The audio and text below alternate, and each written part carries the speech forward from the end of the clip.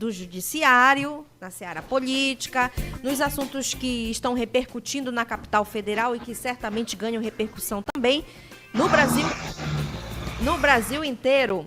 Bom, quem está com a gente agora é o Rômulo Pinheiro. Bom dia, Rômulo, bem-vindo. Bom dia, Tati, bom dia para Márcia. Hoje também muito contente de participar aqui nas nossas colunas da quarta-feira, como sempre. Seja bem-vindo, querido. Vamos lá, os temas de hoje, os assuntos que estão movimentando a capital federal, né? O caso da Marielle Franco, o caso da ex-vereadora do Rio assassinada, as repercussões, os desdobramentos aí das operações que ocorreram, da operação que ocorreu no último domingo. O que você traz para a gente? Ontem os deputados, né, a CCJ da Câmara decidiu que vai esperar aí, vai cumprir os prazos para só definir a manutenção da prisão aí, o posicionamento do Congresso da Câmara em relação à prisão do deputado envolvido nesse caso, na segunda semana de abril, né? Porque semana que vem, por conta da janela partidária, do prazo para janela partidária, não haverá expediente, sessão, melhor dizendo, na Câmara dos Deputados. O que você traz para a gente, Rômulo? Pois é, Tati, esse assunto foi aquilo que predominou no final de semana no Brasil inteiro e principalmente aqui na capital federal. A gente, claro que já compreende, o nosso ouvinte aí qualificado também já conhece as circunstâncias do fato. Houve a liberação do inquérito policial com quase 500 páginas, e nele se descreve exatamente o que aconteceu naquela situação, em que a colaboração premiada de um dos executores do crime acabou levando aos mandantes em uma questão local lá do Rio de Janeiro. Isso claro que também tem a ver com o que acontece em Brasília, porque esse crime foi instrumentalizado durante todos esses 6 anos por setores políticos e ficaram muito patentes ou visíveis a instrumentalização e a conduta dessa relação, que é uma questão muito grave. O assassinato de qualquer pessoa por si só já é muito grave, incluindo aí agora uma ex-parlamentar, então se torna também grave, mas isso acabou gerando esse embate ideológico, inclusive gerando aqueles constrangimentos de a pessoa ter quebrado uma placa e essa pessoa está presa hoje, ou seja, isso durante 6 anos foi usado de uma forma ou de outra para idealizar um contexto político. Agora, na questão aqui em Brasília, como você bem mesma falou, Tati, aqui nós temos um confronto já antigo entre o Supremo e a Câmara e o Senado, o Poder Legislativo e o Judiciário. O Executivo agora mudando de governo, apaziguou esse acirramento com o Judiciário, mas o Legislativo, diante da sua composição, ainda mantém esse aspecto de litígio muito grande. E claro que gerou essa estratégia do pedido de vistas de alguns deputados do Centrão, para que então pudesse ser mandado um aviso, talvez, ou firmar um ponto de vista contra o Supremo Tribunal Federal, mais especificamente o ministro Alexandre de Moraes.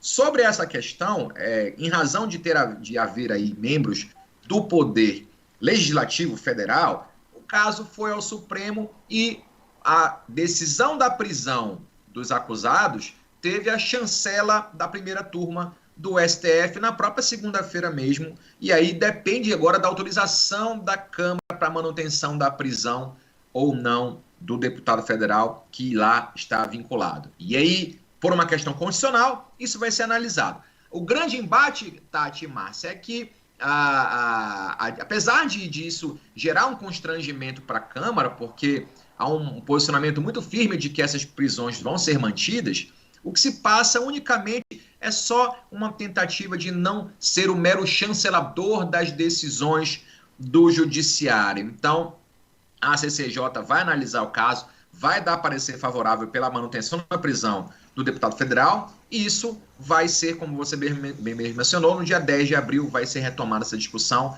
meramente protocolar. Aqui em Brasília, a política determina esses caminhos, muito embora isso possa ter sido feito já naquele momento, já poderiam ter dado essa decisão. Márcia.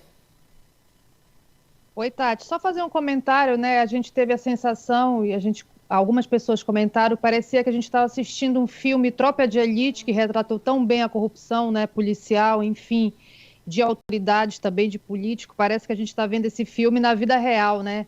O caso da Marielle aí, muito, muito triste, mas que bom que se chegaram, né? Que se chegou à elucidação desse caso, por mais que tenha demorado tanto, e a gente viu o quanto essas investigações foram atrapalhadas aí, né? Foram influenciadas, enfim. A gente espera que isso sirva de lição aí, né, Rômulo? Para um próximo caso aí, que a gente espera que não aconteça, né? Porque, como você falou, qualquer crime, né? Você fica muito perplexo de acompanhar, e do jeito como foi feito, planejado, das informações que a gente começou a ter agora, como ele foi planejado, gestado, né? É um negócio que você fica muito reflexivo.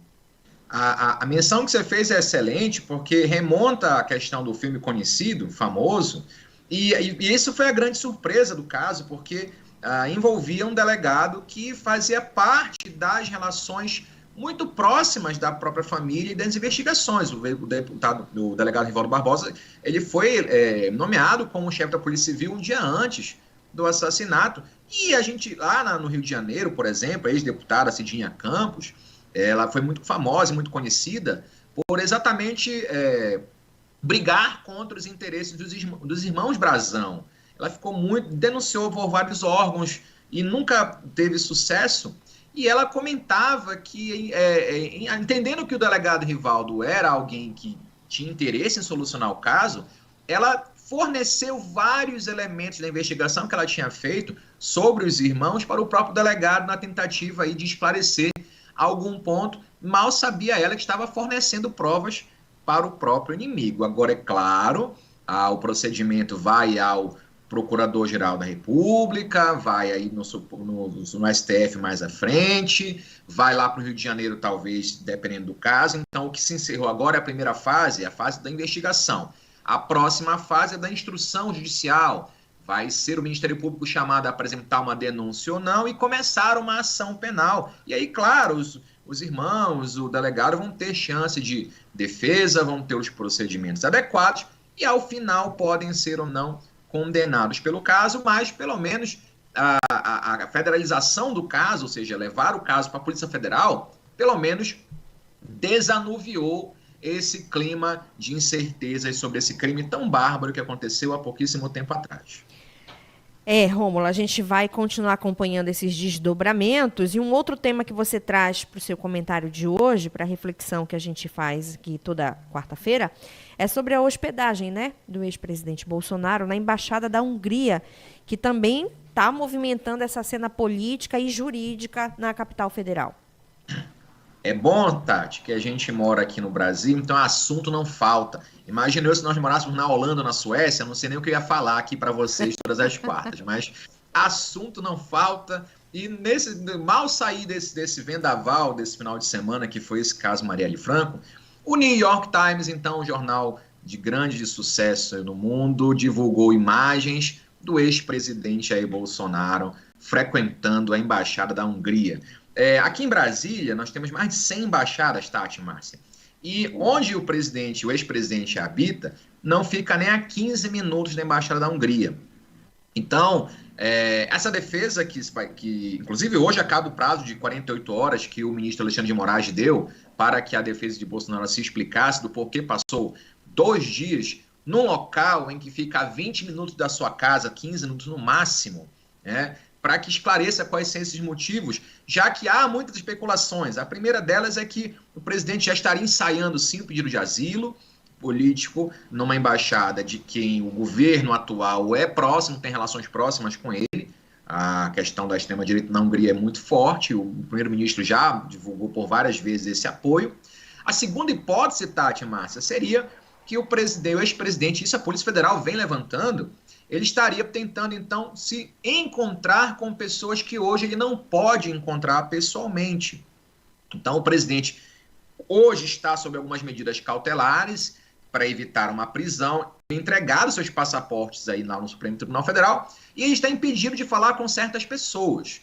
Então, se diz também uma possibilidade que ele foi lá para tentar contato com uma dessas pessoas que ele não pode conversar por ordem do Supremo Tribunal Federal. Mas tudo são conjecturas.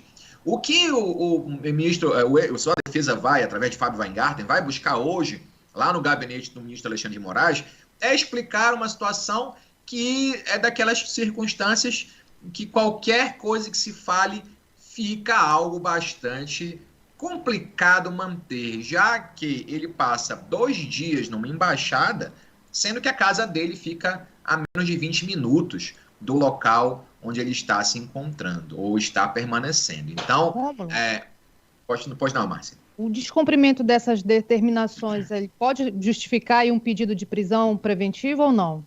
Sim e não, Márcia, por 2 motivos. Em primeiro ponto, as embaixadas em geral, há um tempo já atrás, já foram deixadas de serem consideradas como extensão de outro país aqui no nosso e vice-versa. Mas elas ainda são ambientes que gozam de imunidade jurídica, ou seja, num eventual mandado de prisão, as autoridades brasileiras só poderiam entrar na Embaixada da Hungria com autorização dos representantes da Hungria. Então, ainda que não seja um outro país, por extensão, juridicamente falando, mas ainda aquele é um espaço protegido da lei do nosso país. Então, em primeira perspectiva, sim, há a possibilidade de decretar a prisão preventiva em razão de uma questão lá do artigo 312 do Código de Processo Penal, que é pela tentativa de frustrar a aplicação da lei penal. E isso pode sim levar a um fundamento. No entanto, aqui no Supremo Tribunal Federal, o ministro Alexandre de Moraes, apesar de algumas situações, de certa forma, desandando um pouquinho desse devido processo legal, mas tem tomado certos cuidados para não transformar o ex-presidente num mártir aí das próximas eleições. Porque imaginem só, Tati e Márcia, se ele decreta uma prisão agora, a prisão preventiva, ela tem um prazo, ela não tem prazo específico, mas a cada 90 dias o magistrado tem que ou soltar a pessoa ou justificar a manutenção dela na prisão. Então, muito provavelmente, essa situação talvez passaria esses 3 meses aí, eventualmente, teria que ser solto novamente o ex-presidente antes do trânsito em julgado, teria que ser solto. Às vésperas da eleição, aqui também se faz esse cálculo político. O ex-presidente estaria solto depois de uma prisão de 3 meses, provavelmente, às vésperas de uma eleição municipal, e isso com certeza seria usado em seu favor, movimentando seu capital político. Então, tudo é estudado com grande interesse e, muito provavelmente, o ministro deve dar uma resposta no sentido de aplicação de uma nova medida cautelar. Não acredito em nova prisão, em prisão nesse momento, em razão do contexto político que existe, sim, a favor do ex-presidente, mas uma saída possível que o ministro está ponderando em tomar, Márcia e Tati, é estabelecer uma prisão domiciliar com o uso de tornozeleira eletrônica, que é das medidas cautelares mais graves existentes. A outra é só a prisão, que no contexto político, lá dentro do STF, atualmente não se configura, pelo menos não se cristaliza essa possibilidade neste momento, mas de fato a situação do ex-presidente vem se agravando cada vez mais lá dentro do Supremo Tribunal Federal. Rômulo Pinheiro, muito obrigada pela sua participação com a gente. Aproveitar para desejar para você também uma feliz Páscoa. Muito obrigado, Tati. Estava acompanhando aí a reportagem com o nutrólogo, né? Muito atento, com vontade louca de comer chocolate. Forte abraço, até a próxima quarta. Mas eu ainda tenho uns segundos aqui para te fazer uma pergunta. Você é daqueles que vai num quadradinho da barra ou na barra inteira? Não, geralmente eu compro 2 barras, eu vou na primeira de uma vez só, como toda a primeira barra e como a metade da segunda, como um bom chocolatra que sou. Então você é do time da Márcia mesmo. Muito obrigada. Somos do mesmo time, torcemos pro mesmo time, né, Rômulo? Agora sim, muito bem, Márcia, tô contigo no ar. Forte abraço. Tchau, Rômulo, até semana que vem, 11h48, gente, nosso último intervalo.